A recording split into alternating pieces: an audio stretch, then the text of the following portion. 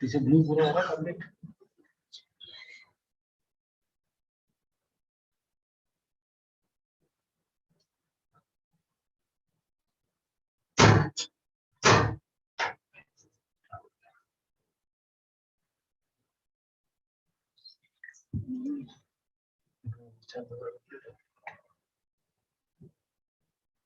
Search करो तो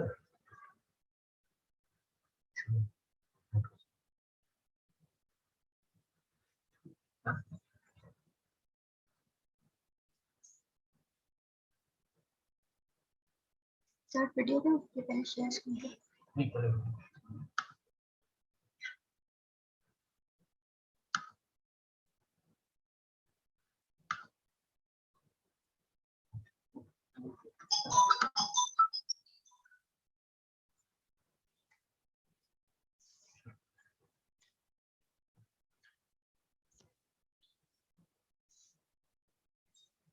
Hello friends, a warm welcome to all of you.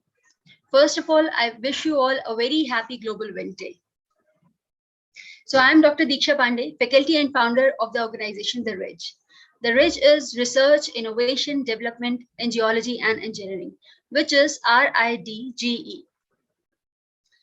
So today we have come up with the topic of global wind energy. Why? Because 15 days back, we had an interactive session on the environmental issues on the Environmental Day, where we discussed about the major global issues related to the environment, like the global warming, climatic changes, COVID pandemic, and many more. So thus the growing concerns of this global warming and the climatic changes, this require emphasis on the clean and green India. And there is a need to reduce the fuel consumption and carbon emission by switching over to this renewable wind energy. So this is, I think, the easiest way to promote the repowering of the wind, or we can say to discover the wind energy. So seeing the environmental concerns which the world is facing today, harnessing this wind energy potential is more a responsibility for us, for our future generation, rather than any opportunity. So on this day of the Global Wind Day, I would like to share my views on the repowering of the wind power with you all, which I believe aims at giving a new fillip to the already vibrant wind power sector. So let's start with the introductory part.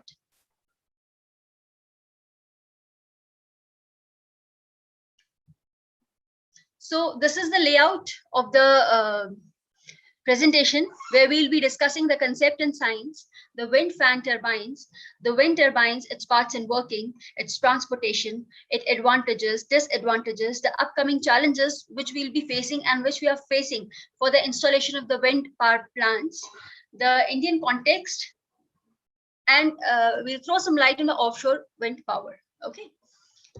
So let's start with the introductory part. So what basically is wind? Wind is a form of solar energy, which is caused by the uneven heating of the atmosphere, rotation of the earth, and irregularities of the earth's surface. So when we talk about the wind energy or the wind power, it describes where the wind is used to generate the mechanical power or the electricity. So in India, this wind power accounts for nearly 10% of the India's total installed power generation capacity. And you'll be surprised to know that it is nearly 4% of the total electricity generation. Okay, so wind is a form of solar energy. So this solar energy is complementing with the wind power, and this is known as the hybridization. This we'll be discussing in the upcoming slides. So this wind energy is affected by some factors like wind speed, density of the air, swept energy of the turbine. So when we talk about wind speed, it varies with the cube of the it varies with its cube. That means if the wind speed is doubled, there is 8 times more energy in the wind energy. Okay. And if we talk about the density, the more dense the air, the more energy it will be received by the turbine. And these are the natural factors. Now, this is the third one is the swept area of the turbine.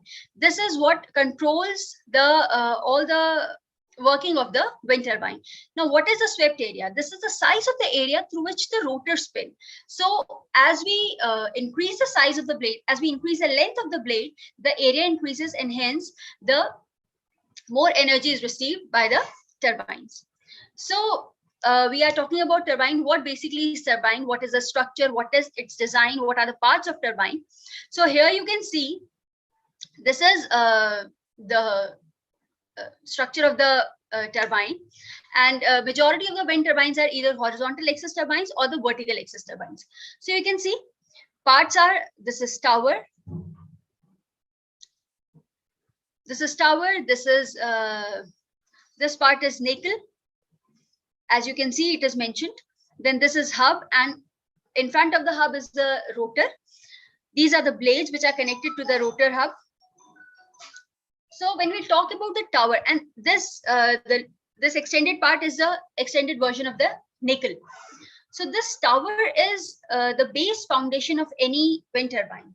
So you'll be surprised to know that the height of this tower is around 80 to 100 feet, and it depends upon the area and the location where it is to be installed.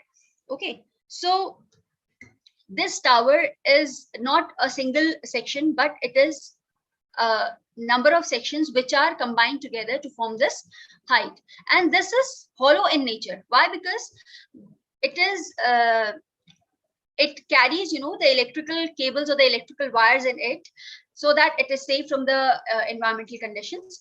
And there is a stair inside, which if there is any kind of technical error or technical issues, it can be resolved from inside only. So coming up to the next, the blades which are connected with the rotor hub. These blades have the length of 60 feet, and these are also hollow in nature. There are 3 blades in all which are connected to this. So these are also hollow. Then the nacelle part. This nacelle part is the main part of this turbine. This is the very large part, and it consists of all the heavy parts you can see here in the diagram. This consists of all the heavy parts which are installed in it. So the main part is because it only generates the electricity. Okay, so how it works: when the wind blows, this wind turns the propeller-like blades of the turbine around the rotor, and this converts the mechanical energy, the kinetic energy into the mechanical energy. And this, when the energy is converted into the this electricity, you can say, this is connected with a transformer, and this transformer converts this electricity to the appropriate voltage, and this is further transformed to the power substations or the power grids. Okay, so how this electricity is converted, or how this kinetic energy is transformed into the electrical energy. So here you can see the anatomy of this nacelle part. You can see this is rotor, and this is the rotor hub where all the 3 blades are connected with it. And this rotor hub is connected with a gearbox with a low speed shaft. Now this gearbox, what it do, it maintains, increases or decreases, it maintains the RPM of this turbine. Now what is RPM? RPM is revolution per minute or rotation per minute. Means when you whenever you have seen any turbine, when you see the blades which are moving in a very slow direction, so you might be thinking what kind of electricity it will produce.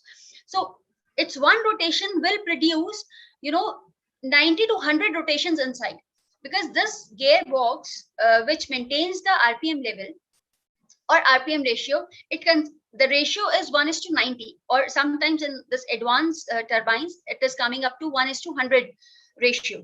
Okay, so one time the turbine is moving or rotating, it rotates about 90 to 100 times.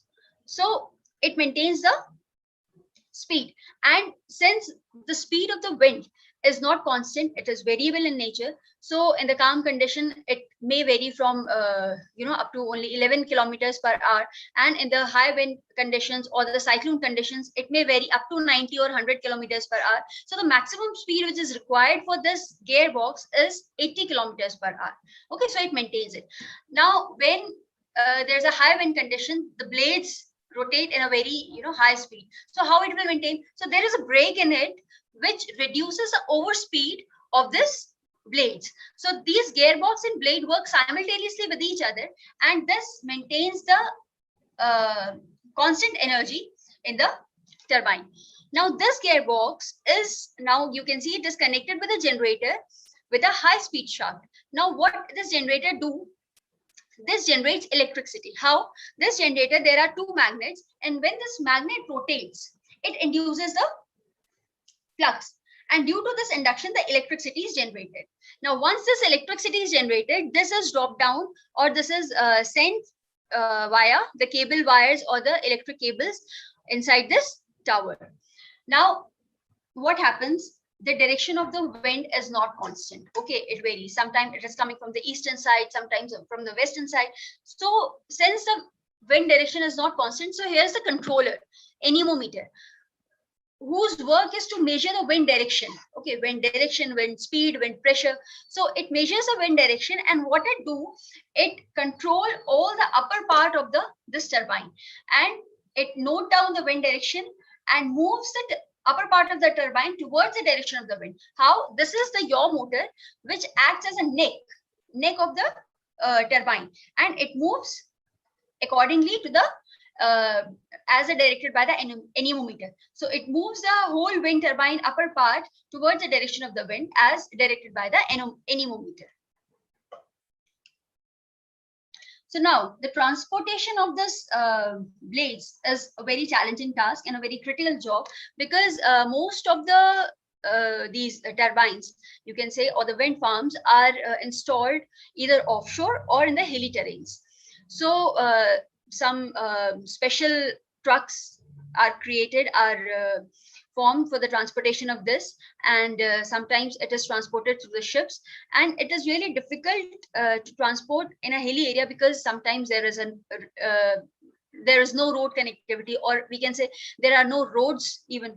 So it is a very challenging task, right? So now, even after all this, we have many advantages why we are going for this renewable wind power, and why to install this wind power. So first of all, it is very cost effective, because it is only a one-time investment, and after that you are getting free of electricity every time. Okay, then next is, it is a clean fuel source, because it does not pollute the air, and it does not produce any atmospheric emission that causes acidic rain or the greenhouse gases, anything, right? Then it is industrial and domestic source of energy, obviously, because nation's wind is inexhaustible, it is abundant.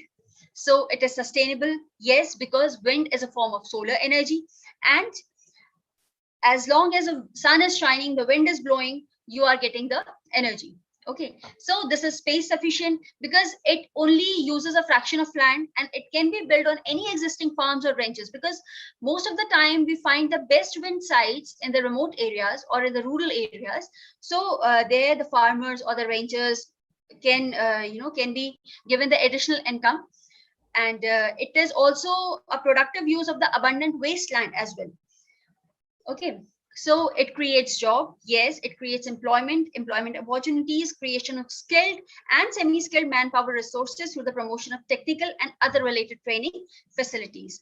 Then one of the most important advantage is the hybridization of solar and wind. How? Because solar and wind both are complementary to each other, and if hybridization is done, this would help in minimizing the variability and would lead to optimum utilization of the infrastructure, including land and transmission system.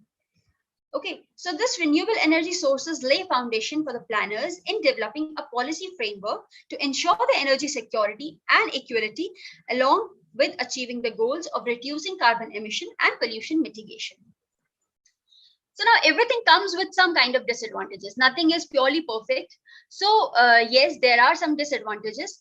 First of all, it is very expensive to construct, although it is a one-time investment, but it is really an expensive project. And since I told you that these towers and blades are hollow from inside, so the damage, once it breaks down, its maintenance cost is really very high. So if there is a break is present in the nickel part, so if this brake is failed, this brake doesn't work, so due to the increase in speed, the wind turbine catches fire, so it is also a very great loss and a disadvantage. And also because wind and solar power are unpredictable and this is variable in nature, so there is a large scale of integration to the grid. So this is a challenging task with both technical as well as financial implications. Then it does damage to the habitats, especially of the birds and bats, and sometimes to the marine life as well. Then energy, as I said, energy is unpredictable, and amount of electricity which is produced in it is dependent on the speed and direction of the wind. So now, what are the challenges we are facing, or what are the upcoming challenges for the installation of wind power plant? First of all, I think improving the cost competitiveness of wind manufacturing plants is very urgent. Then assessment of various alternative models for repowering of the wind power projects, hybridization of the existing power projects, new hybrid power projects, and small wind hybrid systems.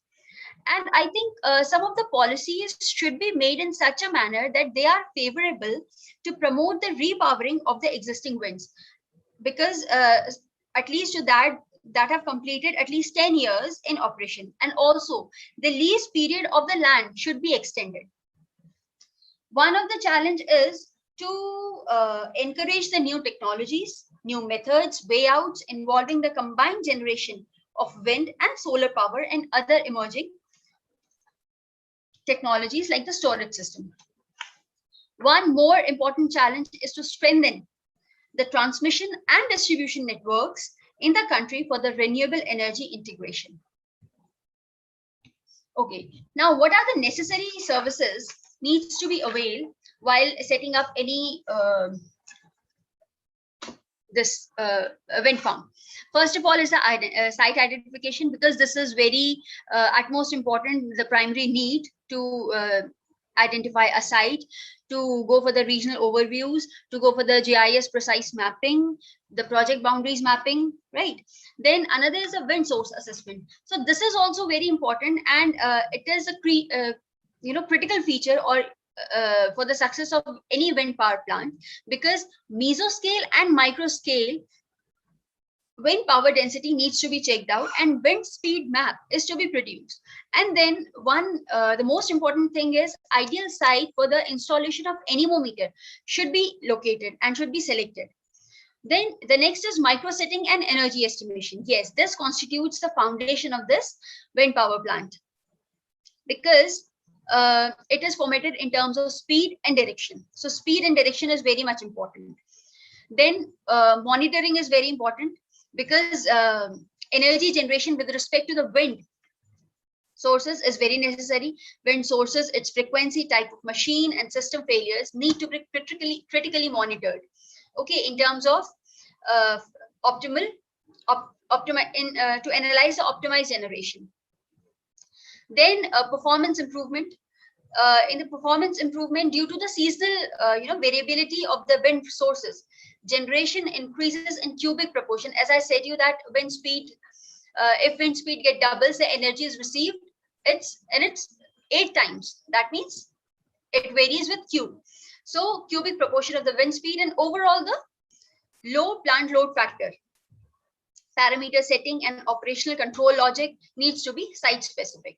Now, other things which need to be managed is detailed project report, because detailed costing, financial analysis need to be carried out for the overall viability.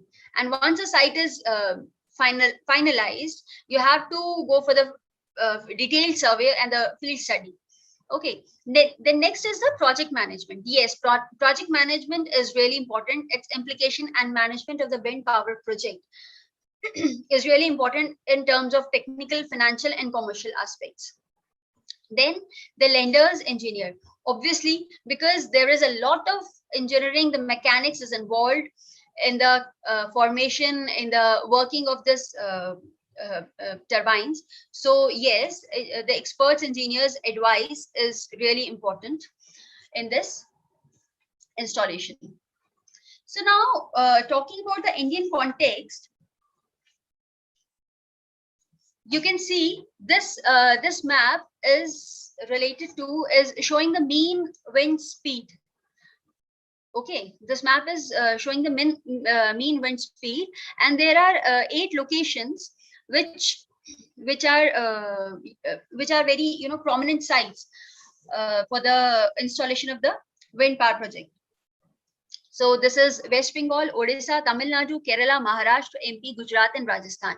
Ladakh is yes a very potential wind energy area because it is in the Himalayan region. So obviously it is. Uh, it is a very potential area, and wind speeds are higher during the winters, and which complements to the hydropower availability during the summers. So but it is yet to be exploited, and yes, many researches are going on for its wind power installation. But if we see other sites, major of the sites are the offshore locations where the plants are located and installed. And in all this, Tamil Nadu is leading in India with a capacity of around 29% of the India's total. And the total wind installed capacity in Tamil Nadu is 7,633 megawatt. And the largest wind power plant in India is Mupandal Wind Farm with a total capacity of 1,500 megawatt. So second in the race is Rajasthan, which is the second leader in India in the wind power energy. And here 4,298 mega wind power plant has been installed. Okay, so now coming to the major power plants in India with the ranking wise. So I told you that Mupandal Wind Farm is the first rank, and it is located in Kanyakumari, Tamil Nadu. So there are 35 major power plants. Most of them are located in Tamil Nadu, at Tamil Nadu only. And let me tell you, to meet this global commitment, this government of India has set a national generation target of 175 gigawatts renewable energy, which includes 60 gigawatt from the wind energy by 2022. And this will reduce the dependence on conventional sources of energy by promoting the non-conventional energy sources. So these are some of the major departments which are working for the wind installation for the wind power plants. This Department of Energy, Wind Energies Technologies Office, which works to improve the performance and lower the cost. Then Wind Exchange is a nationwide initiative designed to increase the use of wind energy across the United States by working with the regional stakeholders. Then this National Wind Technology Center, NWTC, is a national premier Wind Energy Technology Research Facility. Then another is National Institute of Wind Energy, NIWE, Government of India. This has recently assessed that Rajasthan state has a wind power potential of 1,27,756 megawatt. So you can see the figure. So the aim of this policy is to create an enabling environment for harnessing maximum potential of wind power through government, private, as well as the individual efforts. So now I would like to throw some light on the wind power, offshore wind power plants. Why? Because you have seen that Indian subcontinent, has a long shoreline that creates a lot of scope for the offshore wind power plants. So India has an offshore wind energy potential of around 70 gigawatts in the parts all along the coast of Gujarat and Tamil Nadu. Means Gujarat and Tamil Nadu are the focus states for the offshore wind power plants. And many research and development, many researches are going on because it is a very challenging task here, because high wind, during the high winds and cyclones, just because of this, it is a very challenge. Due to the high wind and this, you need to find a potential site for its installation. So India started planning in 2010 to enter into the offshore wind power projects, and in 2013 a consortium started a project called FOWIND to identify the potential zones for the development of offshore wind power plants in India. And in 2014, planning of a 100 megawatt demonstration plant was located off the coast, Gujarat coast was begun. And in 2015, the India's cabinet has approved the National Offshore Wind Energy Policy. Okay, so I think we all should go for this clean and green energy. And so it is desirable to have sustainable policy interventions for developing the new hybrid projects and also for encouraging the hybridization of existing wind and solar power plants. Thank you so much. Do not forget to download our Android app by the name The Ridge from the Google Play Store, and you can also follow us on Instagram and YouTube by the name GeoJunction. Do not forget to like and share the video and press the bell icon for more updates and videos. Thank you so much. Have a great day.